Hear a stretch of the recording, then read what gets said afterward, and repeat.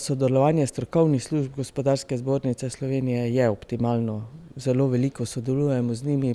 Priznam, da cenim ta osebni kontakt in v teh osebnih srečanjih si lahko marsikaj povemo in si tudi marsikaj dopovemo. Je pa res, da seveda vsega, kar bi gospodarstvo želelo, pa ne moremo ali pa ne more doseči v teh naših postopkih.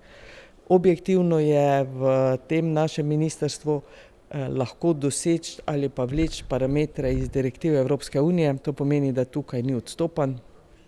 Težko pa tudi sama zagotavljam, da bo Slovenija v vseh teh parametrih strožja, kot je ostali del Evrope.